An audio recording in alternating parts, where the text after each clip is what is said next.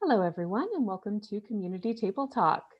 Very exciting segment today on a topic that, brings up quite a bit of conversation among housing providers, which is substance use in a unit. So we're joined here today by Emma Boynton with House of Friendship. Thank you so much for joining, Emma. Thanks for inviting me, Danielle. I'm excited. As always, before we begin, I'd like to offer a land acknowledgement and start by saying that the land on which I host this from today, which is the region of Waterloo on the Haldeman Tract, is a land traditionally used by the Haudenosaunee, Anishinaabe, and Neutral people. I also acknowledge the enduring presence and deep traditional knowledge and philosophies of the Indigenous people with whom we share this land today. So Emma, let's jump right into it. I know for some housing providers, especially sharps is kind of going to be a focus in this, because that is something that housing providers might find or tenants might find, and it causes a lot of very strong emotions associated with it. So if somebody walks into a unit and there are sharps in the unit, what are some of the reasons why they might be there? So there's a lot of reasons why someone might have sharps in their unit. So the first reason is that this person that lives in this unit might use substances intravenously. They might use those sharps to inject their drugs. Another reason is that they might use those sharps to take medication. So they might use insulin. They might have other medications prescribed by a doctor that they would use those sharps for. Alternatively, they might live with other people. They might have roommates that, either use substances with sharps or that they have medications for sharps. Or they might just have close interactions, close friends stopping by and visiting, and either using substances intravenously or, using medications and stuff when they're in their unit. So it can be substance use, it can be other things, and it might be the person that lives there, or it might not be. There's a wide variety of reasons why there might be sharps in someone's home. Yeah, and I think that's an important distinction to make. When we see needles, it can be a very scary experience, especially if they're not disposed of properly, but that doesn't always indicate substance use. Like you said, there's a lot of medications. If you have a tenant who might be diabetic and needs it for insulin, there's a wide variety of reasons why they might be present.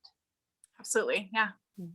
So when we're kind of focusing more on the substance use side of things, I've heard some folks are worried about going into units because they're scared that if there are drugs in the unit, they can, inhale those drugs and become unintentionally affected, or they might get a communicable disease.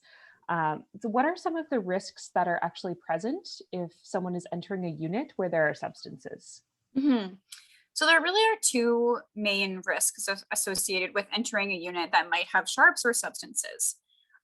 So the first one is just that a lot of drug paraphernalia includes glass, and the increased use of glass in a unit could potentially lead to the glass breaking and you potentially, scraping yourself or injuring yourself somehow with that glass being broken or that glass being around within the unit.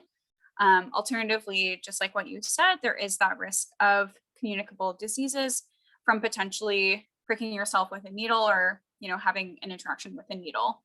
In terms of actually ingesting the substances yourself, that is quite rare. It's not really as high risk as some people might think it is. With certain substances such as carfentanil, it might increase that risk a little bit. I couldn't find, specific statistics on how rare it actually is, but it might seem like something that's super high risk. But I would say that typically the two highest risk situations in terms of entering a unit with substances is that risk of injury from the glass or just from the paraphernalia, as well as the risk of communicable diseases from just sharps being present. So yeah, in terms of ingesting it, it might be a little bit of a stretch to say that this is a super high risk situation. But always best practice when you're a housing provider is always doing your risk assessments before entering a unit, as well as once you've entered the unit. And making those kind of relationships with the tenant is always kind of best practice there too, just to ensure that you're staying safe and they are staying safe as well. Especially for substances like meth or fentanyl, or methamphetamines and fentanyls. I think there is such a stigma around folks who use these substances. And there Mhm. is that really significant fear that if I walk into this unit Yeah. and it's somewhere in the unit, I'm going to breathe it in. Yeah. I can say personally, I've worked in addictions before, in specific to housing. I've gone into a lot of places that may have had substances in it. Uh, Mhm. Unless you are handling stuff that may have it, and you can get maybe a transdermal Mhm. interaction there, or if someone is smoking a substance, if they're smoking marijuana in their unit and you're inhaling that, Mhm. I would say really that's the only things I know of personally that would kind Yeah, of transmit those effects. But if you're just walking into that absolutely. space, it's quite low risk for any kind of powder. For sure. Yeah. And like we'll go into it more, but there's always those kind of risk safety steps that you can take in terms of if you did interact with substances with your hands, with your bare hands, which we would obviously never recommend that you do. But being careful to not touch your nose or your mouth, washing your hands frequently, wearing gloves if you feel safe doing that. And then, yeah, just like what you said with cannabis, it would have to be a pretty high amount in order for you to actually feel the effects. Um, so yeah, it is a lower risk than people do think, and I do think that the stigma is kind of where that stems from, that fear of staying safe yourself, which is fair. But yeah, it is a lot lower risk than you may think, but there's obviously steps that we can take to mitigate that risk. Mhm. And just moving kind of into that risk and some of those assumptions space, Mhm. there is also this assumption that folks who use substances are dangerous, and that if you walk into somebody's unit, even with a notice, and they are known to use substances, that you are putting yourself in immediate danger in every situation. Do Mhm. you want to talk a little bit about debunking that with me, or what Sure, are some of yeah. the flaws in that? Do you mean in terms of like behavioral Yeah. risks, like in terms of violence and stuff like that? Yeah, I think that is a pretty common stigma that folks who use substances face. It is absolutely. And I think what what I would kind of suggest there is that if you are noticing any kind of aggression, or if this person has been flagged as, potentially being, I mean, aggressive is a really stigmatizing word as well, but I would say using, an anger as a coping strategy in the past, then just kind of being aware when you're going into a unit. There's obviously risk steps that you can take in terms of bringing another person with you if this person is high risk, um, being aware of those kinds of things, but also being aware of nonviolent crisis intervention, and just coming in with a really calming demeanor if they are kind of agitated or if they're getting a little bit heightened, asking if they would like to kind of engage with you just in a practice to help calm ourselves down, engage, just stay back in the present moment. If that doesn't really seem like they're in the right space, then I would recommend leaving the unit and saying, I'm going to come back another time. When would be a better time for you? Or just giving them a call later on and saying, what's your best time of day? What would be a better time for us to have this conversation, or for me to come see your unit? So I think there's really no, risk in just saying, I don't think now is really the right time. I'm gonna leave. And then just being aware that that is usually a last case scenario, and usually there's a lot of things going on that might kind of increase someone's likelihood of potentially getting violent, or getting, to that place where they're feeling like they can't calm down. But also being aware that that is very rare for someone to get to that space, and normally many things have to happen in order for that to take place. I would also recommend just seeing if there is a supportive person around that could potentially help with kind of calming them down a little bit and making sure that they stay safe. Um, Trying to maybe not call police if that was going to potentially, heighten the situation even more. Just seeing if there was another either service that could come out and help out if that was not yourself that was expected to do those sorts of things, or just another friend or a supportive person around that might be able to instill some kind of comfort, or just kind of increase some of that calming stuff for them. Mhm, mhm. Mhm. I think that's such an important thing to highlight too, is that this could be anyone. It doesn't necessarily mean somebody who's using substances is Yeah. dangerous or violent, or Mhm. or however you want to phrase this, it just could be, anybody having a bad day. If my landlord was banging on my door at 9 o'clock in the morning, I would not be a happy camper either. So For just sure. being aware that, treat your tenants or your members of co-ops that may use substances the same way you would treat everybody else. And we have bad days sometimes, and that's really not Exactly. indicative of any kind of choices that we're making. Sometimes things are just hard. Yeah, for sure. And especially when, you're potentially living in high stress, if there's a bunch of other factors going on in terms of, other marginalizing factors, like, maybe you're experiencing low employment, or you're just having trouble with some mental health stuff. Like, there's tons of factors that can go into someone contributing to a bad day. And you'd be hard pressed to find someone that you knew who didn't have a bad day every once in a while, and didn't kind of maybe act out in a way that that they, I don't want to say not supposed to, or not expected to, maybe is a better way to say it. But yeah, everyone really does have a bad day, and that correlation between substance use is maybe not as strong as you might think it is. Mm-hmm. We touched a little bit on how to, physically stay safe in some of these units using your nonviolent crisis techniques, using that soothing voice and modeling the behavior you're hoping to see from a client. But let's talk about some of the physical risks in the unit and how to mitigate those. So if a housing provider goes into a space, or a contractor goes into a space, and they either notice drug paraphernalia or potentially sharps, needles that are not disposed of properly, what are some of the ways that folks entering that space can keep themselves safe? Mm-hmm. So the first thing I would encourage them to do is just ask themselves, is this a high risk area? So for example, if the sharp or if the drug paraphernalia was on the kitchen counter, kind of pushed to the back, out of the way, is that really a risk? Most likely it's not. You can probably do your job, or have that conversation, or whatever it may need to be, with that still just staying there. But if it was on kind of a high traffic surface, or if it was where you needed to, if you were a contractor, if it was where you needed to do some work, if it was maybe out on the coffee table or on a couch, or that you might sit down on, or on a surface somewhere might sit, that would be a potentially higher risk area for those sharps or those paraphernalia to be. And the first thing that I would do is just ask the tenant, would you mind moving that? Would you mind just moving that to a safe place? If it's a sharp, asking them if they have a safe disposal kit, if they have a sharps container that they can put it in. Or if it's just a piece of paraphernalia, just asking them to move it to a different spot.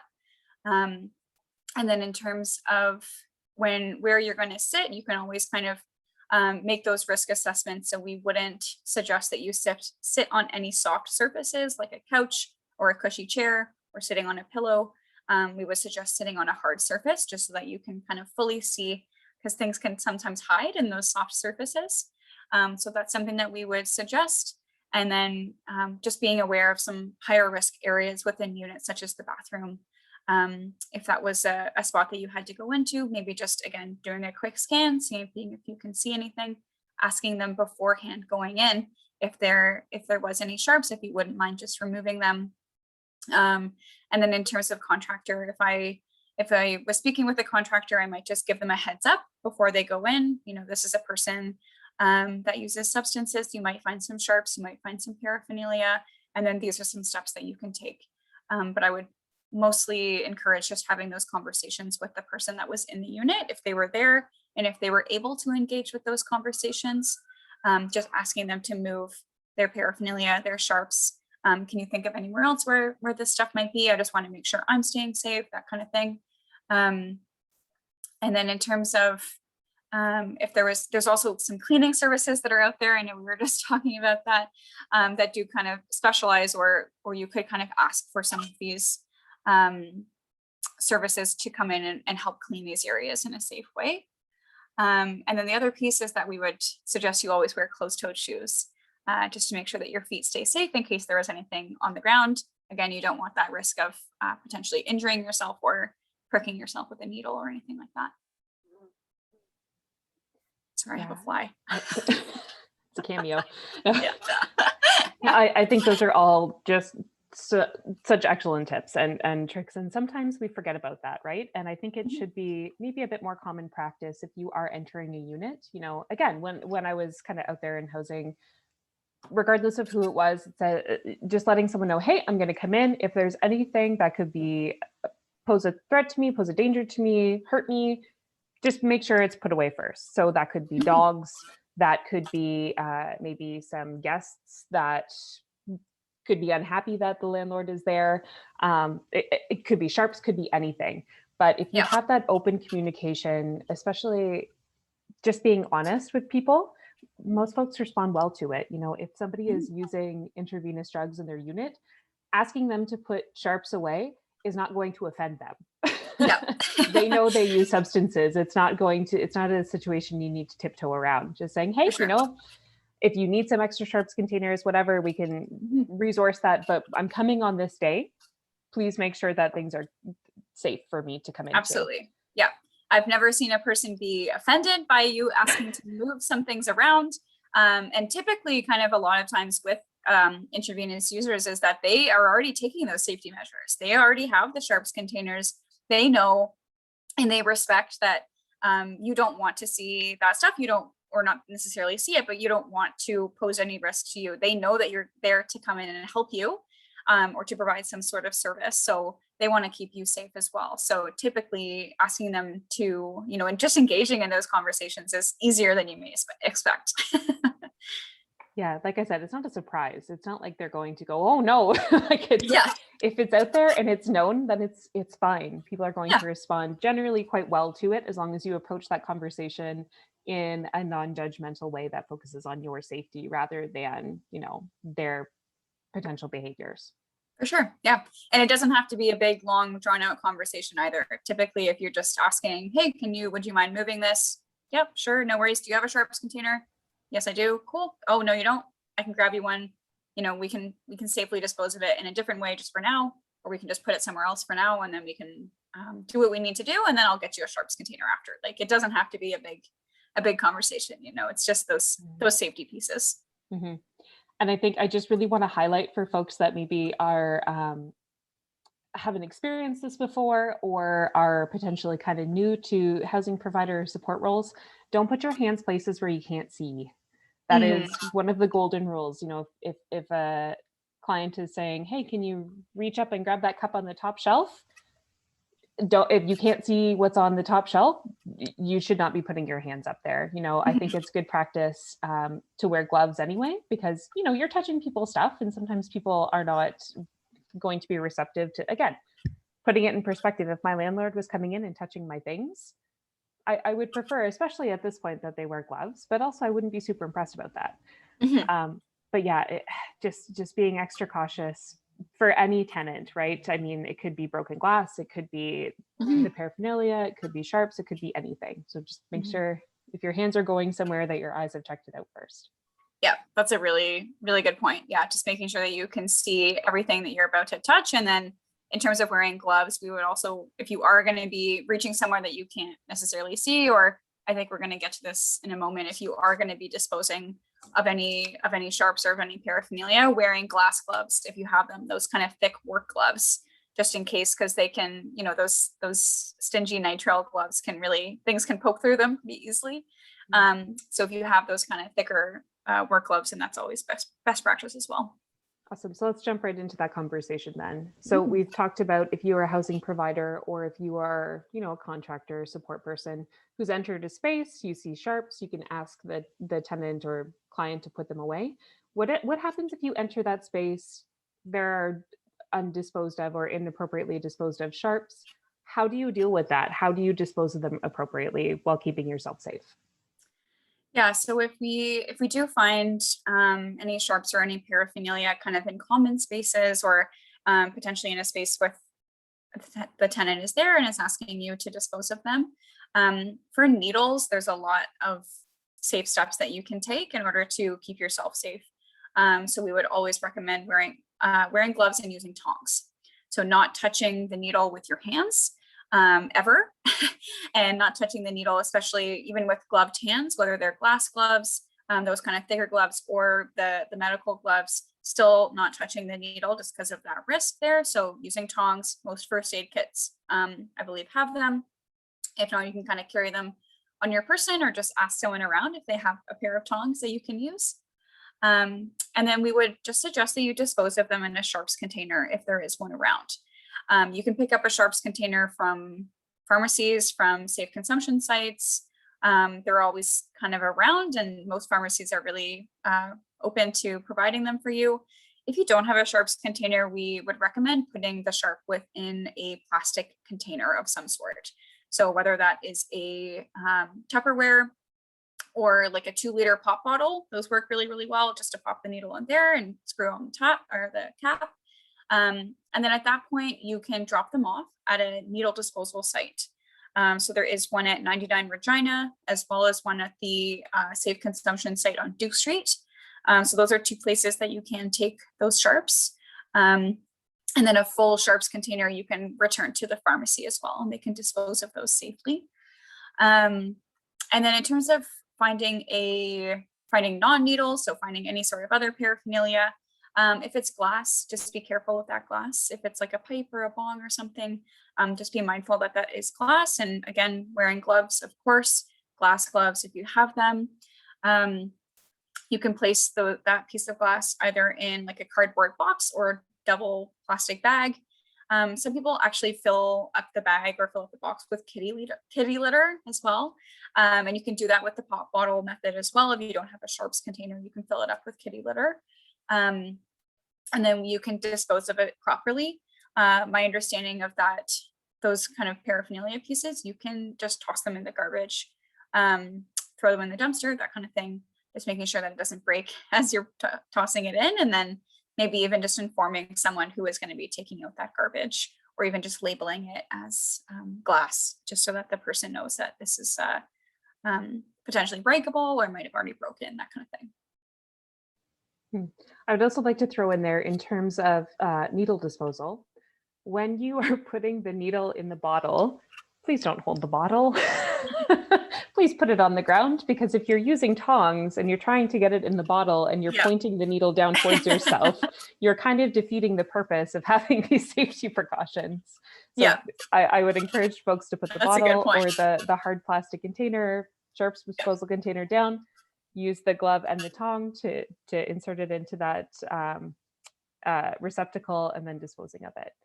Absolutely. It's also worth mentioning that if you have folks that are throwing needles in the garbage, that causes not only a health and safety hazard for multiple people, but if the waste disposal finds out that this is happening, they will stop picking up at your site. So then you are stuck with everyone's garbage that potentially has sharps in it. So if you are a housing provider, just really reinforcing the proper disposal for everything. It could even just be a notice on your garbage room saying, hey, these things do not go in the garbage. They will stop picking up our garbage if they find it. Yeah, I think that's a really good point. And then additionally, like if you're finding the actual substance itself, you can take it to a pharmacy, or you can phone the police and they can come and pick it up, no problem as well. I know that phoning police can be a little bit nerve-wracking for some folks, so I would kind of do some risk assessment there. But if you wanted to safely dispose of actually finding substances, I think you can also use kitty litter for that, and obviously gloves and tongs. But yeah, I would recommend not throwing that in the garbage. I would recommend taking that somewhere that can be disposed of a bit more safely. Yeah, no, absolutely. That's a great point. And if you're seeing, you walk into a unit, there's white powder kind of trailed all over the floor, don't try to sweep it up. That may be one of those times where you contact a cleaning service that specializes in biohazards or other hazards like this. It could just be a call to the police saying, hey, I have this, what steps should I be taking? But that is one of the ways that some of the substances get airborne, and we don't want to put anybody in harm's way with that. I mean, it could just be Ajax because they were cleaning, or it could be something a little bit more potent, and either way, there's no point in putting yourself in that risk. Yeah, absolutely. So we kind of had one last talking point about supports in community, but first I would really like to touch on harm reduction. So Mhm. harm reduction is a phrase that is used quite frequently now, especially with safe consumption sites and things like that. Can you just do a brief overview of what harm reduction entails and how it's different from abstinence? For sure, yeah. So harm reduction is it is like you said, a kind of a newer model that a lot of addiction services agencies are really taking important steps towards. So as opposed to an abstinence-based model, which is where clinicians are kind of promoting or kind of saying that abstinence is key, abstinence is kind of the only way to recovery. It's a shift in that thinking of harm reduction, which is folks can continue to use substances in whatever way that they feel comfortable in order to live a meaningful life.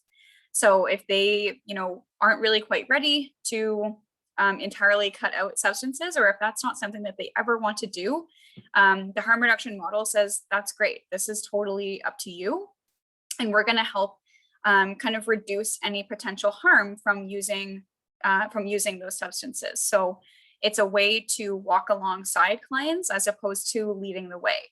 So abstinence-based programs were really leading the way towards kind of our vision of what your life should be like, but harm reduction is kind of saying no, this is the client's choice, and they can choose whether or not they want to continue to use substances in order to continue to live a meaningful life, whatever that life looks like to them. So in terms of harm reduction practices, there are tons and tons available. It really depends on what the client's goal is, what their substance of choice is. It can be anywhere from supplementing a glass of water in between drinks of alcohol. It can be, just having one drink an hour, all the way up to accessing some sort of safe consumption site, or using a needle exchange program, or ensuring that you're using those sharps disposals, or whatever it may be. Not using alone, ensuring you have naloxone on you, accessing overdose prevention hotlines or overdose prevention resources, those sorts of things. So it's really a way to kind of give the autonomy back to the substance user, back to the client, and let them kind of lead the way in terms of their journey and their recovery, whatever that looks like. And if a tenant or a member does have supports for substance use disorders or alcohol misuse disorders, whatever it may be, this is one of the practical tools that they may be using. So Mhm. folks who maybe aren't as familiar with this world from an outsider looking in going, wow, you have so many supports and you're still using drugs. Your supports are not doing their job. If we're working on a harm reduction model, they absolutely probably are.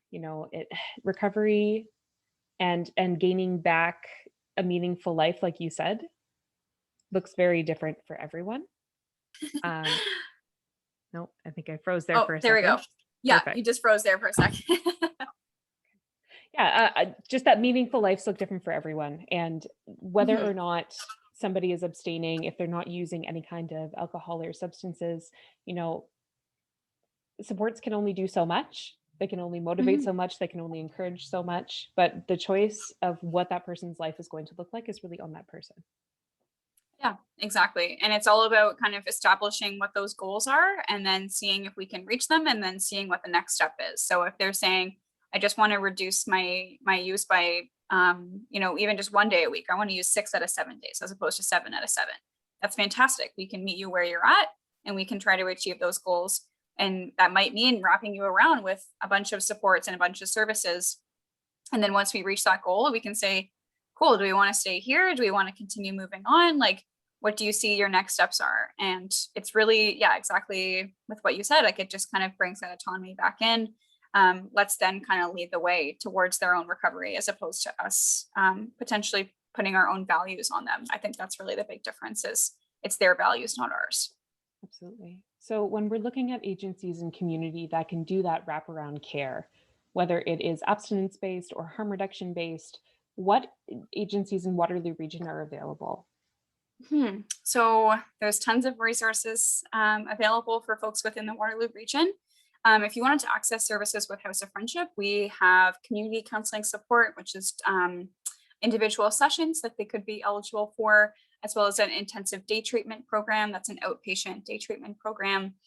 We also have residential programs for men and women, as well as a community withdrawal support services and a rapid access addictions medicine program, which are both fantastic ways to taper your use or kind of just receive some increased support on a more consistent basis from the community withdrawal program. So to access any of those programs, you can call here 24/7. There's also Sanguine within the community. That's a fantastic resource in terms of some health supports. There's like I mentioned, the Safe Consumption site on Dew Street. There's the Downtown Community Health Center. There's the Wellness Together Canada is a new resource within Canada that I think was put out for COVID times, but it's a line that you can call for free single session counseling as much as you like, which is a fantastic resource. If you're a youth, there's the Kids Help Phone. And then within the region, there's Ray of Hope, which is youth addiction services. Whoop. And then finally, I would also suggest just starting with Connex Ontario.